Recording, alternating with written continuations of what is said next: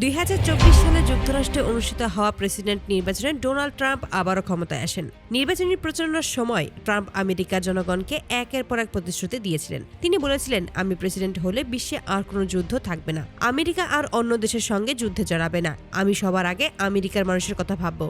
কিন্তু ক্ষমতায় আসার পর মাত্র কয়েক মাসের মধ্যেই সেই প্রতিশ্রুতিগুলো যেন কাগজে কলমে সীমাবদ্ধ হয়ে গেছে। বাস্তবে আমরা দেখছি ভিন্ন এক সম্পূর্ণ ট্রাম্পকে, যিনি বিশ্ব রাজনীতিতে একের পর এক আগ্রাসী সিদ্ধান্ত নিচ্ছেন। এরই মধ্যে সবচেয়ে আলোচিত ঘটনা হলো ভেনেজুয়েলার প্রধানমন্ত্রী নিকোলাস মাদুরোকে ডেল্টা ফোর্স ব্যবহার করে বেআইনিভাবে আমেরিকায় তুলে আনার অভিযোগ। এই ঘটনা আন্তর্জাতিক আইন ও সার্বভৌমত্ব নিয়ে নতুন করে প্রশ্ন তুলেছে। অনেক বিশ্লেষক বলেছেন এটি ছিল সরাসরি একটি রাষ্ট্রের অভ্যন্তরীণ বিষয়ে হস্তক্ষেপ। আর ঠিক এই উত্তেজনার রেশ কাটতে না কাটতেই এবার আরো বড় এক বিস্ফোরক ইস্যুর সামনে এলো ডেনমার্ক শাসিত গ্রিনল্যান্ড।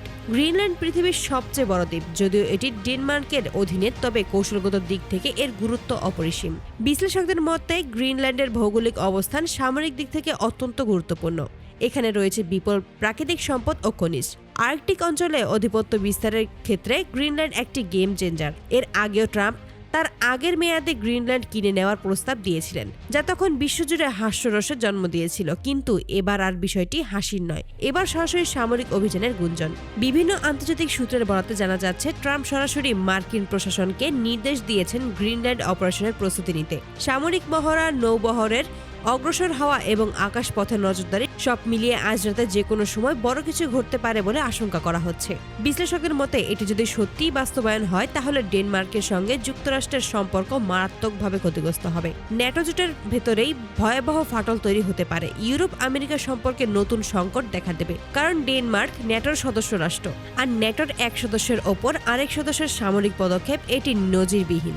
ইতিমধ্যে ইউরোপের বিভিন্ন দেশে কূটনৈতিক তৎপরতা শুরু হয়েছে। ডেনমার্ক সরকার জানিয়েছে তারা পরিস্থিতি গভীরভাবে পর্যবেক্ষণ করেছে এবং প্রয়োজন হলে আন্তর্জাতিক সম্প্রদায়ের সহায়তা চাইবে।